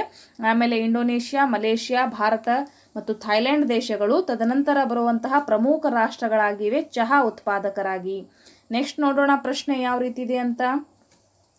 ಫರ್, ಸ್ಟ್ರೋಸ್, ಲಾರ್ಚ್ ಮತ್ತು ಪೈನ್ ಎಂಬುವವು ಯಾವ ಅರಣ್ಯಗಳಲ್ಲಿ ಬೆಳೆಯುವ ಪ್ರಮುಖ ಮರಗಳು? ವೆರಿ ಇಂಪಾರ್ಟೆಂಟ್, ನೆನ್ಪಿಟ್ಕೋರಿ. ಫರ್, ಸ್ಟ್ರೂ ಆಗಬೇಕಾಗಿತ್ತು. ಫರ್, ಸ್ಟ್ರೂಸ್, ಲಾರ್ಚ್ ಮತ್ತು ಪೈನ್ ಎಂಬುವವು ಯಾವ ಅರಣ್ಯಗಳಲ್ಲಿ ಬೆಳೆಯುವ ಪ್ರಮುಖ ಮರಗಳು? ಮರುಭೂಮಿಗಳಲ್ಲಿ, ಶಂಕುವಿನಾಕಾರದ ಮರಗಳ ಅರಣ್ಯಗಳು, ತಾಂಡ್ರಾ ಸಸ್ಯವರ್ಗ, ಹುಲ್ಲುಗಾವಲು ಅರಣ್ಯಗಳು ಅಂತ ಇದೆ. ಈ ಪ್ರಶ್ನೆಗೆ ಸರಿಯಾದಂತಹ ಉತ್ತರ ಆಪ್ಷನ್ 2 ಆಗತ್ತೆ. ಶಂಕುವಿನಾಕಾರದ ಮರಗಳ ಅರಣ್ಯಗಳು ಯಾವ್ಯಾವು? ಫರ್, ಸ್ಟ್ರೂಸ್, ಲಾರ್ಚ್ ಮತ್ತು ಪೈನ್. ಇವುಗಳ ಮೇಲೆ ಕಳೆದ ಬಾರಿಯೂ ಕೂಡ TET ಪರೀಕ್ಷೆಯಲ್ಲಿ ಪ್ರಶ್ನೆ ಬಂದಿದೆ. ಹಾಗಾಗಿ ನಿಮಗೆ ನೆಕ್ಸ್ಟ್ ಕೂಡ ಬರುವಂಥ ಸಾಧ್ಯತೆ ಇದೆ. ಹಾಗಾಗಿ ಫರ್, ಸ್ಟ್ರೋಸ್, ಲಾರ್ಚ್ ಮತ್ತು ಪೈನ್ ಎಂಬುವವು ಈ ಅರಣ್ಯಗಳಲ್ಲಿ ಬೆಳೆಯುವ ಪ್ರಮುಖ ಮರಗಳು. ಶಂಕುವಿನಾಕಾರದ ಮರಗಳ ಅರಣ್ಯಗಳು ಇವುಗಳು ಆಗಿರುತ್ತವೆ. ಓಕೆ, ಈ ಪ್ರಶ್ನೆಗೆ ಸರಿಯಾದಂತಹ ಉತ್ತರ. ವಿವರಣೆಯನ್ನು ನೋಡೋಣ. ಈ ಪ್ರಶ್ನೆಗೆ ಸಂಬಂಧಿಸಿರುವ ಹಾಗೆ ಶಂಕುವಿನಾಕಾರದ ಅರಣ್ಯಗಳು ಟೈಗಾ ಅರಣ್ಯ ಎಂತಲೂ ಕರೆಯಲಾಗಿದೆ. ಇವುಗಳು ಏನಂತ ಕರೀತಾರೆ? ಟೈಗಾ ಅರಣ್ಯ ಎಂತಲೂ ಕೂಡ ಕರೆಯಲಾಗುತ್ತದೆ. ಇದರಲ್ಲಿ ಬೆಳೆಯುವಂತಹ ಪ್ರಮುಖ ಮರಗಳು ಫರ್, ಸ್ಟ್ರೋಸ್, ಲಾರ್ಚ್ ಮತ್ತು ಪೈನ್ ಎಂಬುವವು ಪ್ರಮುಖ ಮರಗಳು. ಇವು ಯಾವ ಒಂದು ಗುಂಪಿಗೆ ಸೇರಿರುವಂತಹ ಮರಗಳು? ಶಂಕುವಿನಾಕಾರದ ಮರಗಳು. ಅವು ಮೃದು ಮರದ ತಿರುಳಿನ ಮರಗಳಾಗಿರುತ್ತವೆ. ಇವುಗಳೇನಾಗಿರುತ್ತವಪ್ಪ ಅಂತಂದರೆ ಮೃದು ಮರದ ತಿರುಳಿನ ಮರಗಳಾಗಿರುತ್ತವೆ. ಓಕೆ, ಪೇಪರ್ಸ್ ಅದೆಲ್ಲ ತಯಾರು ಮಾಡೋದಕ್ಕೆ ಈ ಮರಗಳ ಒಂದು ಉಪಯೋಗವಾಗುತ್ತದೆ. ಅವು ಮೃದು ಮರದ ತಿರುಳಿನ ಮರಗಳಾಗಿರುತ್ತವೆ. ಶಂಕುವಿನಾಕಾರದ ಅರಣ್ಯ ಪ್ರದೇಶದಲ್ಲಿರುವಂತಹ ಈ ಪ್ರಮುಖ ಮರಗಳು. ಮೆಡಿಟರೇನಿಯನ್ ಸಸ್ಯವರ್ಗವನ್ನು ಕೂಡ ಕೇಳಬಹುದು, ಹಾಗಾಗಿ ಮಹತ್ವಪೂರ್ಣವಾಗತ್ತೆ, ನೆನ್ಪಿಟ್ಕೋರಿ. ಏಷ್ಯಾದ ನೈಋತ್ಯ ಭಾಗದಲ್ಲಿ ಕಂಡುಬರುವವು. ಇಲ್ಲಿ ಆಲಿವ್, ಪಿಗ್, ಓಕ್ ಮರಗಳು ಮತ್ತು ಕುರುಚಲು ಸಸ್ಯ ಬೆಳೆಯುತ್ತವೆ. ವೆರಿ ಇಂಪಾರ್ಟೆಂಟ್, ನೆನ್ಪಿಟ್ಕೋರಿ. ಮೆಡಿಟರೇನಿಯನ್ ಸಸ್ಯವರ್ಗ ಯಾವ ಭಾಗದಲ್ಲಿ ಕಂಡುಬರುತ್ತದೆ ಅಂದರೆ ಏಷ್ಯಾದ ನೈಋತ್ಯ ಭಾಗದಲ್ಲಿ ಕಂಡುಬರುತ್ತದೆ. ಮತ್ತು ಇಲ್ಲಿ ಬೆಳೆಯುವಂತಹ ಪ್ರಮುಖ ಮರಗಳು ಯಾವ್ಯಾವು? ಆಲಿವ್, ಪಿಗ್, ಓಕ್ ಮರಗಳು ಮತ್ತು ಕುರುಚಲು ಸಸ್ಯ ಬೆಳೆಯುವಂತಹ ಪ್ರಮುಖ ಪ್ರದೇಶ ಆಗಿರುತ್ತದೆ ಮೆಡಿಟರೇನಿಯನ್ ಸಸ್ಯವರ್ಗ. ಮರಗಳು ಕಡಿಮೆ ಎತ್ತರಕ್ಕೆ ಬೆಳೆಯುತ್ತವೆ. ಯಾವುದರಲ್ಲಿ? ಮೆಡಿಟರೇನಿಯನ್ ಸಸ್ಯವರ್ಗದಲ್ಲಿ ಮರಗಳು ಅಷ್ಟೊಂದು ಎತ್ತರಕ್ಕೆ ಬೆಳೆಯುವುದಿಲ್ಲ. ಇವು ಪ್ರಮುಖ ಮರಗಳು, ನೆನ್ಪಿಟ್ಕೋರಿ. Olive, fig, oak. ಓಕೆ, ಇವು ಮತ್ತು ಕುರುಚಲು ಸಸ್ಯ ಇವೆಲ್ಲ ಬೆಳೆಯುವುದು ಮೆಡಿಟರೇನಿಯನ್ ಸಸ್ಯವರ್ಗದಲ್ಲಿ. ನೆಕ್ಸ್ಟ್ ನೋಡೋಣ ಪ್ರಶ್ನೆ ಯಾವ ರೀತಿ ಇದೆ ಅಂತ. ಈ ಕೆಳಗಿನ ಯಾವ ರಾಷ್ಟ್ರ ಪ್ರಪಂಚದಲ್ಲೇ ಅತಿ ಹೆಚ್ಚು ಪೆಟ್ರೋಲಿಯಂ ಉತ್ಪಾದಿಸುವ ದೇಶವಾಗಿದೆ? ಯಾವ ರಾಷ್ಟ್ರ? ಸೌದಿ ಅರೇಬಿಯಾ, ಕುವೈತ್, ಸಂಯುಕ್ತ ಅರಬ್ ಎಮಿರೇಟ್ಸ್ ಮತ್ತು ಇರಾಕ್ ಅಂತ ಇದೆ. ಈ ಕೆಳಗಿನ ಯಾವ ರಾಷ್ಟ್ರ ಪ್ರಪಂಚದಲ್ಲಿಯೇ ಅತಿ ಹೆಚ್ಚು ಪೆಟ್ರೋಲಿಯಂ ಉತ್ಪಾದಿಸುವ ದೇಶವಾಗಿದೆ ಅಂದರೆ option 1 is the right answer, Saudi Arabia. Okay, Saudi Arabia ಪ್ರಪಂಚದಲ್ಲೇ ಅತಿ ಹೆಚ್ಚು ಪೆಟ್ರೋಲಿಯಂ ಉತ್ಪಾದಿಸುವಂತಹ ರಾಷ್ಟ್ರವಾಗಿದೆ. ಈ ಪ್ರಶ್ನೆಗೆ ಸಂಬಂಧಿಸಿರುವಂತಹ ವಿವರಣೆಯನ್ನು ನೋಡೋಣ. ನೈಋತ್ಯ ಏಷ್ಯಾದಲ್ಲಿ ನಾವು ನೋಡಿದೀವಲ್ವಾ, ಆವಾಗಲೇ ಮ್ಯಾಪಲ್ಲಿ ನೈಋತ್ಯ ಏಷ್ಯಾ ಯಾವ ಕಡೆ ಬರುತ್ತೆ, ಇದು ಏಷ್ಯಾ ಖಂಡ ಅಂತ ತಿಳ್ಕೊಳ್ಳೋಣ. ಈ ಭಾಗದ ಕಡೆ ನಮಗೆ ನೈಋತ್ಯ ಏಷ್ಯಾ ಕಂಡು ಬರುತ್ತದೆ. ಮತ್ತು ಇಲ್ಲಿ ನಮಗೆ ಮರುಭೂಮಿಯನ್ನು ಒಳಗೊಂಡಿರುವಂತಹ ಪ್ರದೇಶಗಳು ಕೂಡ ಕಂಡುಬರುತ್ತವೆ. ನೈಋತ್ಯ ಏಷ್ಯಾದಲ್ಲಿ ಅಪಾರವಾದ ಪೆಟ್ರೋಲಿಯಂ ನಿಕ್ಷೇಪವಿದೆ. ಅದು ಹೆಚ್ಚಾಗಿ Saudi Arabia, Iran, Iraq, Kuwait, Bahrain, Qatar ಮತ್ತು ಸಂಯುಕ್ತ ಅರಬ್ ಎಮಿರೇಟ್ಸ್, UAE ಅಂತ ಕರಿತೀವಲ್ವಾ, ಸಂಯುಕ್ತ ಅರಬ್ ಎಮಿರೇಟ್ಸ್ಗಳಲ್ಲಿ ಕಂಡುಬರುವವು ಪ್ರಮುಖ ರಾಷ್ಟ್ರಗಳು ಇವು ಪೆಟ್ರೋಲಿಯಂ ಉತ್ಪಾದನೆಗೆ. ಹಾಗಾಗಿ ನೆನ್ಪಿಟ್ಕೋರಿ. ಇವು ಪ್ರಪಂಚದ ಒಟ್ಟು ಪೆಟ್ರೋಲ್ ನಿಕ್ಷೇಪದಲ್ಲಿ ಅರ್ಧ ಭಾಗವನ್ನು ಹೊಂದಿವೆ. ವೆರಿ ಇಂಪಾರ್ಟೆಂಟ್, ನೆನ್ಪಿಟ್ಕೋರಿ. ಪ್ರಪಂಚದಲ್ಲೇ ಅತಿ ಹೆಚ್ಚು ಪೆಟ್ರೋಲ್ ಮತ್ತು ಅರ್ಧ ಭಾಗದಷ್ಟು ಹೊಂದಿರುವಂತಹ ಪ್ರಮುಖ ರಾಷ್ಟ್ರಗಳು ಇವು. ಓಕೆ, ಮತ್ತು ಪ್ರಪಂಚದ 25% ಪೆಟ್ರೋಲನ್ನು ಉತ್ಪಾದಿಸುತ್ತವೆ. ಯಾವ್ಯಾವ ರಾಷ್ಟ್ರಗಳು? Saudi Arabia, Iran, Iraq, Kuwait, Bahrain, Qatar ಮತ್ತು ಸಂಯುಕ್ತ ಅರಬ್ ಎಮಿರೇಟ್ಸ್ಗಳು. ಈ ರಾಷ್ಟ್ರಗಳು ಪ್ರಪಂಚದ ಪೆಟ್ರೋಲಿಯಂ ಉತ್ಪಾದನೆಯಲ್ಲಿ 25% ಪೆಟ್ರೋಲನ್ನು ಉತ್ಪಾದಿಸುತ್ತವೆ.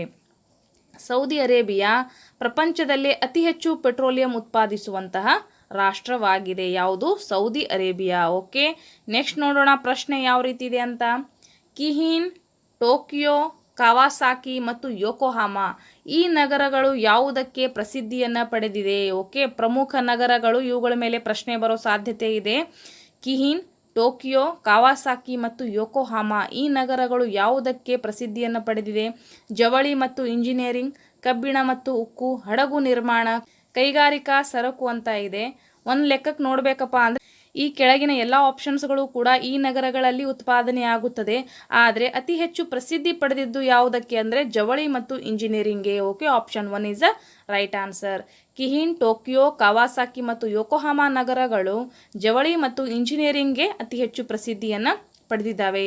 ಈ ನಗರಗಳು ಯಾವ ರಾಷ್ಟ್ರಕ್ಕೆ ಸಂಬಂಧಿಸಿದಾವೆ ಅಂತ ನಾವು ವಿವರಣೆಯಲ್ಲಿ ನೋಡ್ತಾ ಹೋಗೋಣ. ಕೆಲವೊಂದಿಷ್ಟು ಪ್ರಮುಖ ರಾಷ್ಟ್ರಗಳು ಮತ್ತು ಅವುಗಳ ಒಂದು ಕೈಗಾರಿಕಾ ಪ್ರದೇಶಗಳನ್ನು ಒಳಗೊಂಡಿರುವಂತಹ ನಗರಗಳ ಬಗ್ಗೆ ನೋಡ್ತಾ ಹೋಗೋಣ. ಮೊದಲನೇದಾಗಿ ಜಪಾನ್. ಈ ದೇಶದಲ್ಲಿ 4 ಪ್ರಮುಖ ಕೈಗಾರಿಕಾ ಪ್ರದೇಶಗಳಿವೆ. ಅವು ಯಾವ್ಯಾವು? ಕಿಹಿನ್ ಪ್ರದೇಶವು ಟೋಕಿಯೋ, ಕಾವಾಸಾಕಿ ಮತ್ತು ಯೋಕೋಹಾಮಾ ನಗರಗಳನ್ನು ಒಳಗೊಂಡ ದೊಡ್ಡ ಕೈಗಾರಿಕಾ ಪ್ರದೇಶದಲ್ಲಿ ಜವಳಿ, ಇಂಜಿನಿಯರಿಂಗ್, ಹಡಗು ಕಟ್ಟುವುದು ಹಾಗೂ ಕಾಗದ ಮತ್ತು ಸಿಮೆಂಟ್ ಕೈಗಾರಿಕೆಗಳು ಪ್ರಮುಖವಾಗಿವೆ. ಯಾವ ಯಾವ ಕೈಗಾರಿಕೆಗಳು? ಜವಳಿ, ಇಂಜಿನಿಯರಿಂಗ್, ಹಡಗು ಕಟ್ಟುವುದು, ಕಾಗದ ಮತ್ತು ಸಿಮೆಂಟ್ ಕೈಗಾರಿಕೆಗಳು ಪ್ರಮುಖವಾಗಿವೆ. ಯಾವ ಯಾವ ನಗರಗಳು? ಕಿಹಿನ್, ಟೋಕಿಯೋ, ಕಾವಾಸಾಕಿ ಮತ್ತು ಯೋಕೋಹಾಮಾ ಇವು ಜಪಾನ್ ರಾಷ್ಟ್ರಕ್ಕೆ ಸಂಬಂಧಿಸಿರುವಂತಹ ಪ್ರಮುಖ ನಗರಗಳಾಗಿವೆ. ಅದೇ ರೀತಿಯಾಗಿ ಚೀನಾ ದೇಶಕ್ಕೆ ಸಂಬಂಧಿಸಿರುವಂತಹ ಪ್ರಮುಖ ಕೈಗಾರಿಕಾ ಪ್ರದೇಶಗಳನ್ನು ನೋಡ್ತಾ ಹೋಗೋಣ. ಮಂಚೂರಿಯಾ ಪ್ರದೇಶ, ಬೀಜಿಂಗ್ ಪ್ರದೇಶ, ಶಾನಿ, ಬೌಟೌ, ಚಾಂಗ್ಜಿಯಾಂಗ್, ವುಹಾನ್ ಪ್ರದೇಶ ಈ ಪ್ರದೇಶಗಳಲ್ಲಿ ಕಬ್ಬಿಣ ಮತ್ತು ಉಕ್ಕು ಕಬ್ಬಿಣ ಮತ್ತು ಉಕ್ಕು, ಇಂಜಿನಿಯರಿಂಗ್, ರಾಸಾಯನಿಕ ಕೈಗಾರಿಕೆಗಳು, ಹಡಗು ನಿರ್ಮಾಣ, ಜವಳಿ ಮತ್ತು ರಾಸಾಯನಿಕ ಕೈಗಾರಿಕೆಗಳು, ಕಬ್ಬಿಣ ಮತ್ತು ಉಕ್ಕು ಕೃಷಿ ಉಪಕರಣಗಳು ಮುಂತಾದ ಕೈಗಾರಿಕೆಗಳು ತಯಾರಾಗುತ್ತವೆ. ಯಾವ ಒಂದು ಪ್ರದೇಶಗಳಲ್ಲಿ? ಮಂಚೂರಿಯಾ, ಬೀಜಿಂಗ್, ಶಾನಿ, ಬೌಟೌ, ಚಾಂಗ್ಜಿಯಾಂಗ್, ವುಹಾನ್ ಪ್ರದೇಶ ಈ ಪ್ರಮುಖ ಪ್ರದೇಶಗಳು ನೆನಪಿಟ್ಕೋರಿ. ಚೀನಾ ರಾಷ್ಟ್ರಕ್ಕೆ ಸಂಬಂಧಿಸಿರುವಂತಹ ಪ್ರದೇಶಗಳು ಇವುಗಳು ಆಗಿರುತ್ತವೆ. ನೆಕ್ಸ್ಟ್ ನೋಡೋಣ. ಭಾರತದ ಪ್ರಮುಖ ಕೈಗಾರಿಕಾ ಪ್ರದೇಶಗಳನ್ನು ಕೂಡ ನೋಡ್ಕೋತೀರಿ. ಇವುಗಳ ಮೇಲೆ ಕೂಡ ಪ್ರಶ್ನೆ ಬರೋ ಸಾಧ್ಯತೆ ಇದೆ. ಹೂಗ್ಲಿ, ಕೋಲ್ಕತ್ತಾ ಪ್ರದೇಶ, ಮುಂಬೈ, ಪುಣೆ ಪ್ರದೇಶ, ಅಹಮದಾಬಾದ್, ವಡೋದರಾ ಪ್ರದೇಶ. 4ನೇದು ಮಧುರೈ, ಕೊಯಮತ್ತೂರು ಮತ್ತು ಬೆಂಗಳೂರು ಪ್ರದೇಶ, ಛೋಟಾ ನಾಗ್ಪುರ್ ಪ್ರದೇಶ, ದೆಹಲಿ, ಮೀರತ್, ವಿಶಾಖಪಟ್ಟಣ ಹಾಗೂ ಕೊಲ್ಲಂ, ತಿರುವನಂತಪುರ ಪ್ರದೇಶ ಇವು ಪ್ರಮುಖ ಭಾರತ ದೇಶದ ಕೈಗಾರಿಕಾ ಪ್ರದೇಶಗಳು.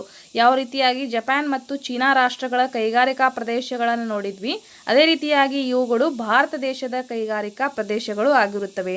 ನೆನ್ಪಿಟ್ಕೋರಿ, ಮಹತ್ವಪೂರ್ಣವಾಗತ್ತೆ. ಇವುಗಳ ಮೇಲೆ ಪ್ರಶ್ನೆ ಬರಬಹುದು. ನೆಕ್ಸ್ಟ್ ನೋಡೋಣ. ಅದೇ ರೀತಿಯಾಗಿ ಪ್ರಮುಖವಾದಂತಹ ಏಷ್ಯಾ ಖಂಡದ ಮುಖ್ಯ ಮಾಹಿತಿಗಳನ್ನು ಆ ಒಂದು ಲೆಸನನ್ನು ಬ್ಯಾಕ್ ಸೈಡಲ್ಲಿ ಕೊಡಲಾಗಿತ್ತು. ಹಾಗಾಗಿ ಮಹತ್ವಪೂರ್ಣವಾಗತ್ತೆ ಅಂತ ನಾನಿಲ್ಲಿ ತಗೊಂಬಂದಿರೋದು. ಏಷ್ಯಾ ಖಂಡದ ಅತ್ಯಂತ ಎತ್ತರವಾದ ಬಿಂದು ಮೌಂಟ್ ಎವರೆಸ್ಟ್ 8848.86 ಮೀಟರ್. ಏಷ್ಯಾ ಖಂಡದ ಅತ್ಯಂತ ಎತ್ತರವಾದಂತಹ ಬಿಂದು ಮೌಂಟ್ ಎವರೆಸ್ಟ್ ಆಗಿರುತ್ತದೆ. ಅದೇ ರೀತಿಯಾಗಿ ಏಷ್ಯಾದ ಅತ್ಯಂತ ಕೆಳಮಟ್ಟದ ಬಿಂದು ಮೃತ ಸಮುದ್ರ ಡೆಡ್ ಸಿ. ಓಕೆ, ಇದು ಸಮುದ್ರ ಮಟ್ಟಕ್ಕಿಂತ 305 ಮೀಟರ್ ಕೆಳಗಿದೆ. ಏಷ್ಯಾ ಖಂಡದ ಅತ್ಯಂತ ಕೆಳಮಟ್ಟದ ಬಿಂದು ಯಾವುದು? ಮೃತ ಸಮುದ್ರ ಆಗುತ್ತದೆ. 305 ಮೀಟರ್ ಕೆಳಗೆ ಇದೆ. ಅದೇ ರೀತಿಯಾಗಿ ಪ್ರಪಂಚದಲ್ಲಿ ಹೆಚ್ಚಿನ ಸಂಖ್ಯೆಯ ಹಿಮನದಿಗಳು ಕಾರಾಕೋರಂ ಪರ್ವತ ಸರಣಿಗಳಲ್ಲಿವೆ. ಓಕೆ, ಪ್ರಪಂಚದಲ್ಲಿ ಹೆಚ್ಚಿನ ಸಂಖ್ಯೆಯ ಹಿಮನದಿಗಳು ಎಲ್ಲಿ ಕಂಡುಬರುತ್ತದೆ? ನಮ್ಮ ಹಿಮಾಲಯ ಪರ್ವತಗಳಲ್ಲಿ ಕಾರಾಕೋರಂ ಸರಣಿಗಳಲ್ಲಿ ಅತಿ ಹೆಚ್ಚಿನ ಹಿಮನದಿಗಳು ಕಂಡುಬರುತ್ತವೆ. ಟಿಬೇಟ್ ಪ್ರಪಂಚದ ಅತಿ ಎತ್ತರವಾದಂತಹ ಪ್ರಸ್ಥಭೂಮಿ. Very important, ನೆನ್ಪಿಟ್ಕೋರಿ.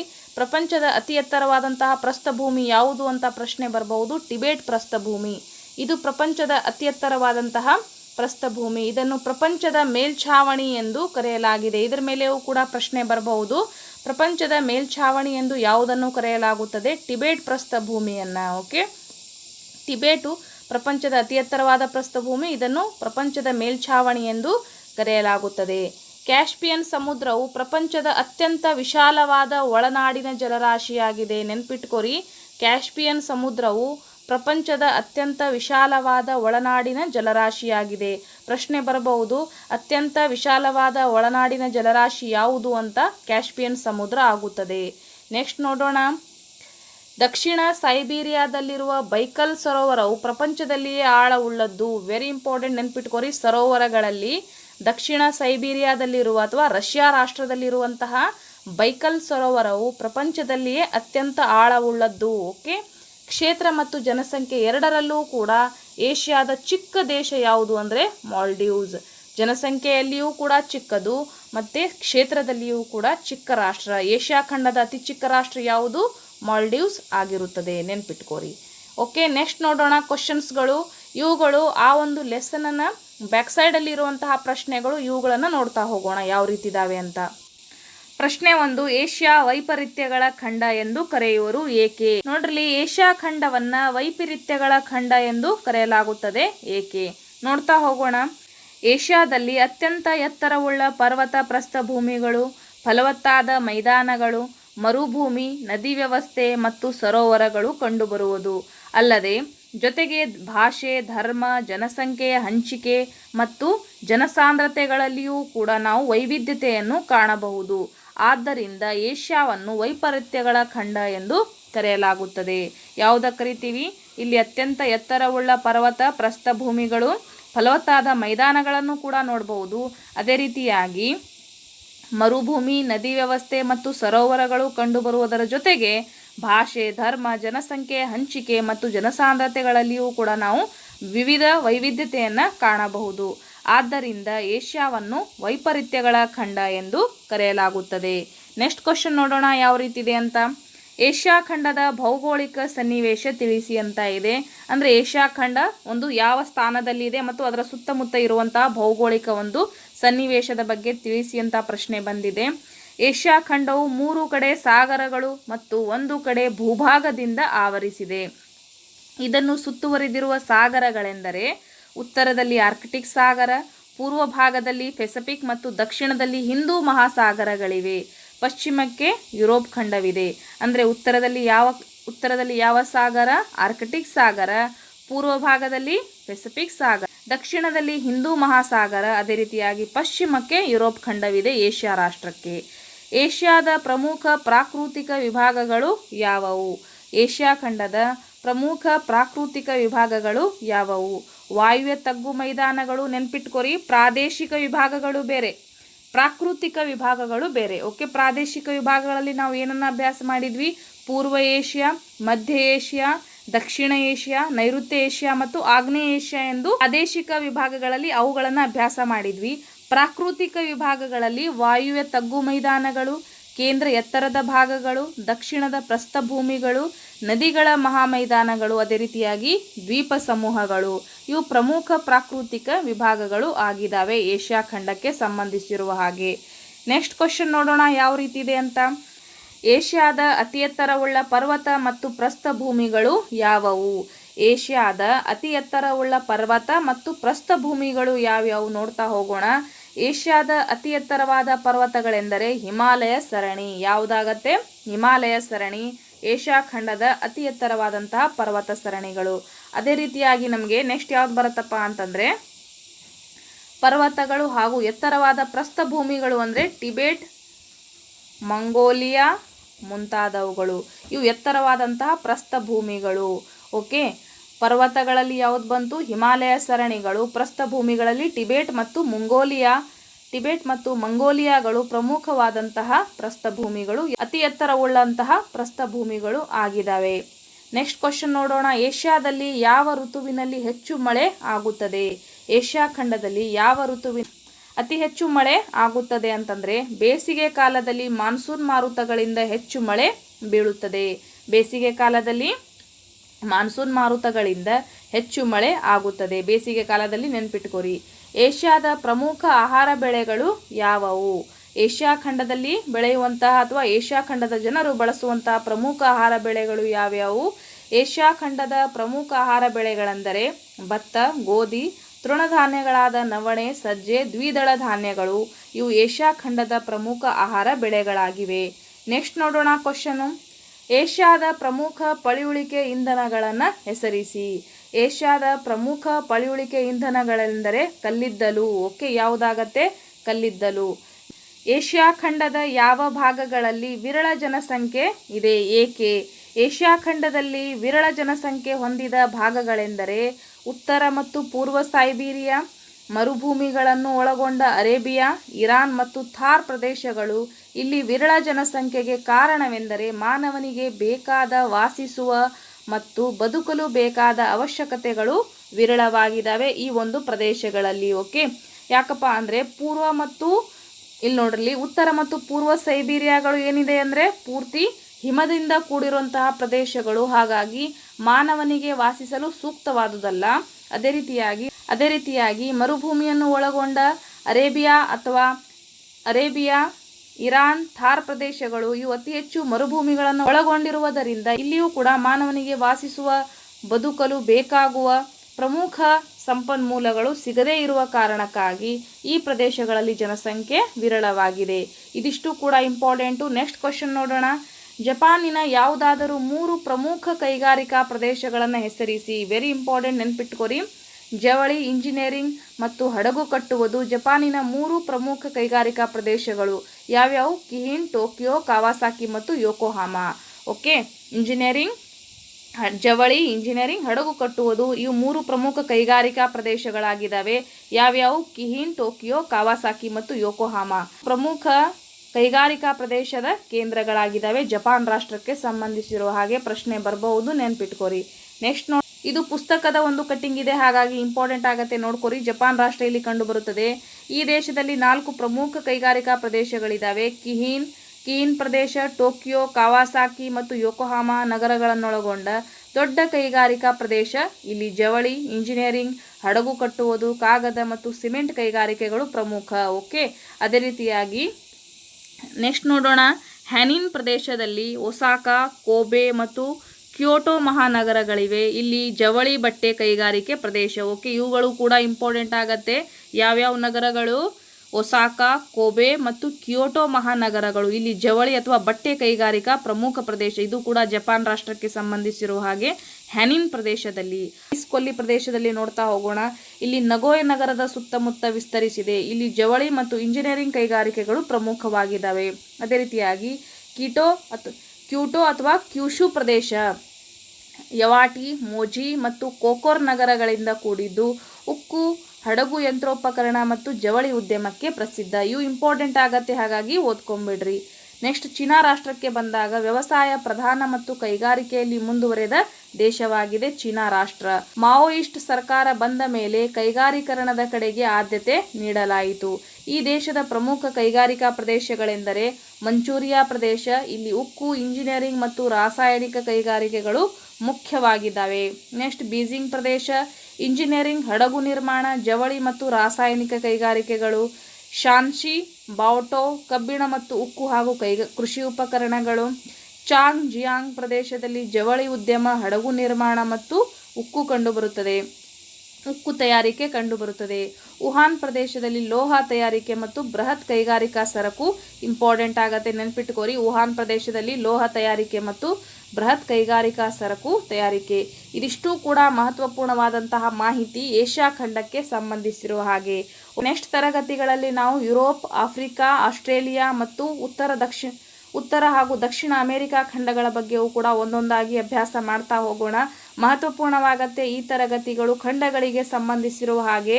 ಒಂದ್ಸತಿ ನೀವು ಕೂಡ ಡೀಟೇಲ್ ಆಗಿ ನೀವುಗಳು ಕೂಡ ಆ ಒಂದು ಪಾಠವನ್ನು ಸರಿಯಾಗಿ ಅಭ್ಯಾಸ ಮಾಡಿಕೊಳ್ಳಿ ಮತ್ತು ಈ ಕ್ಲಾಸಸ್ಗಳನ್ನು ಕೇಳಿದರೆ ಕಂಪ್ಲೀಟ್ ಆಗಿ ನಿಮಗೆ ಈ ಖಂಡಗಳು ಕವರ್ ಆಗ್ತವೆ ಅಂತ ಹೇಳ್ತಾ ಮತ್ತೆ ಸಿಗೋಣ ನೆಕ್ಸ್ಟ್ ಒಂದು ತರಗತಿಯಲ್ಲಿ.